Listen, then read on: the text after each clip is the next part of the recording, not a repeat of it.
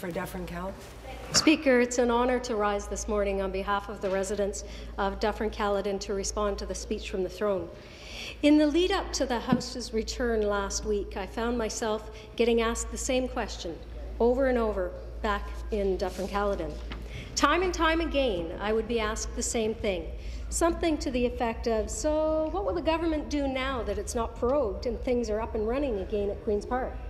And each time, Speaker, I would remind people that in actuality, the government has been up and running each and every single day since prorogation.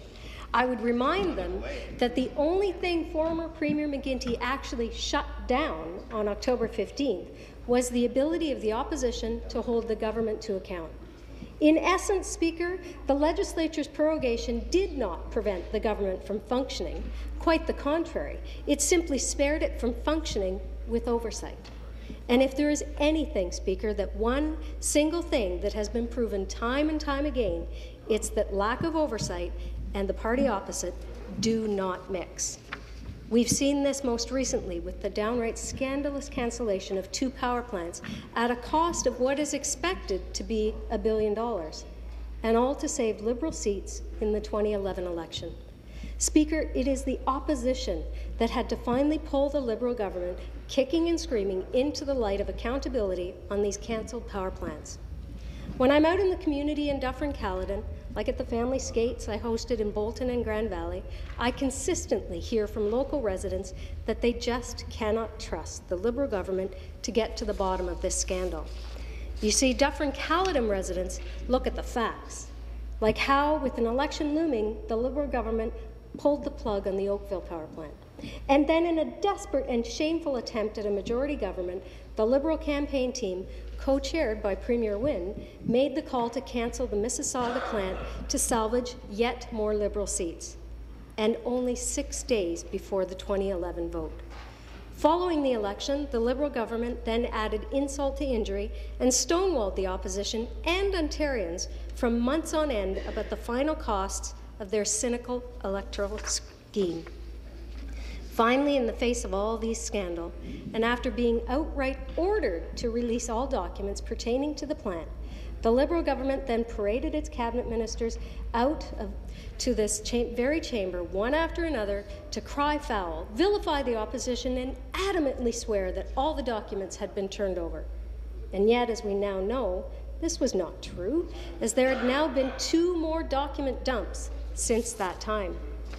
You see, Speaker, Dufferin-Caledon residents look upon this continual fiasco in disgust because no respectable government would put its own electoral fortunes ahead of its sacred duty to safeguard the people's tax dollars. Among the many vague promises put forward in the throne speech was the notion that local populations would be more involved in projects in their communities. The speech from the throne argued that Ontario can benefit from things like industrial wind farms, but only if we have willing hosts. Direct quote from the speech from the throne. Speaker, I have read countless petitions and letters. I've been to many meetings, and I can tell you that none of the municipalities in Dufferin-Caledon that currently have industrial wind turbines feel that they were anything but forced upon them. Too often, community consultation is whatever wind power corporations and a handful of government bureaucrats say it is. In Dufferin-Caledon, there's the proposed Phase 3 of the Grand Valley Wind Farms project, where the municipality has asked the company to stay outside of the Grand Valley's projected growth area. But the company didn't listen, and it's proposing tower locations within their growth area. Additionally, the company is proposing to build a transformer station directly across from a residential area. You know, we talk about places to grow, and yet we have 2 government policies that are completely at odds against each other, and I can tell you which one is going to win. It's the industrial wind turbines. Grand Valley Mayor John Oosterhoff thinks that it's unacceptable. Grand Valley Town Council thinks that it's unacceptable. Would the Premier consider Grand Valley a willing host, I wonder? Then there's the case of the Dufferin Wind Power Project, a massive proposal that would propose to run a 230-volt transmission line through Mulmer, Melanchthon, Shelburne, and Amaranth.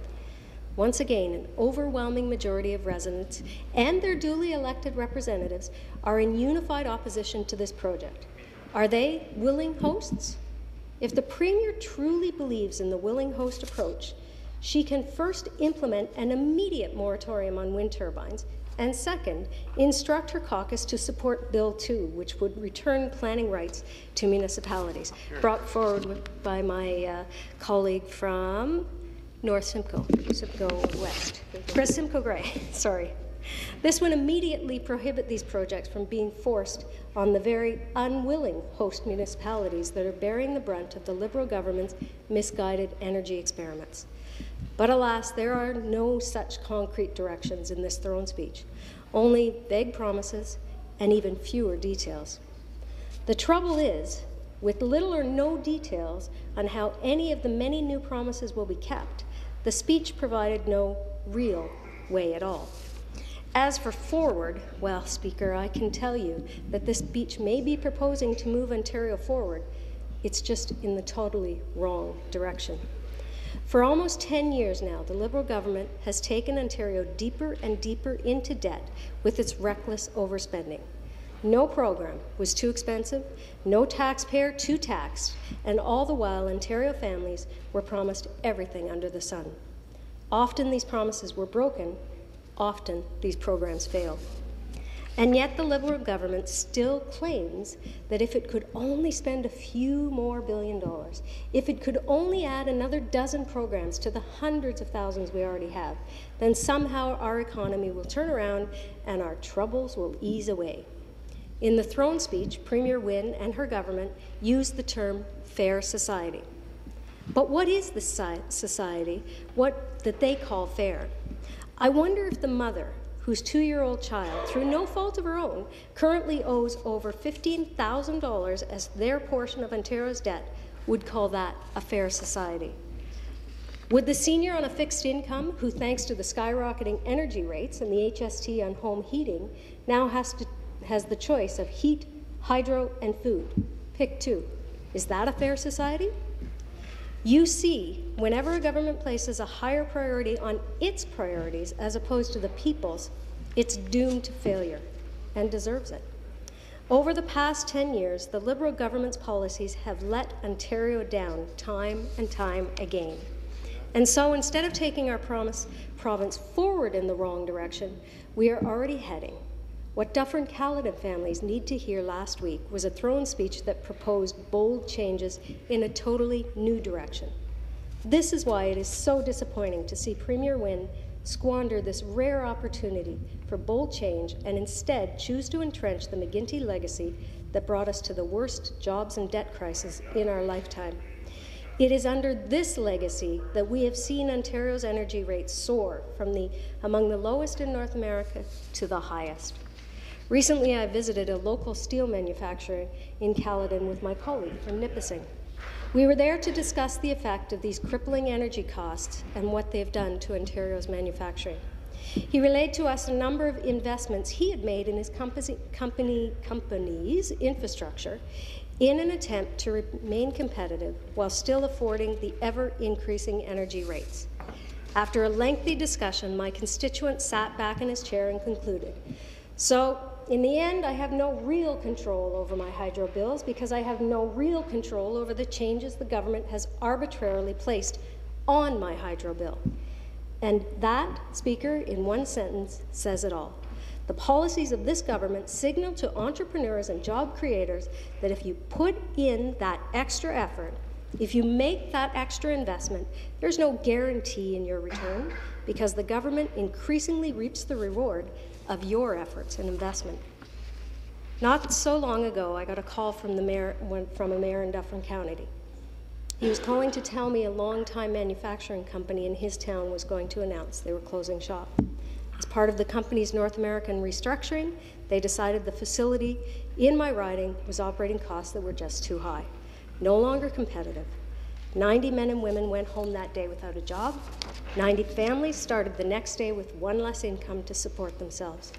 I believe that there was a real opportunity last week with the speech from the throne to change that direction.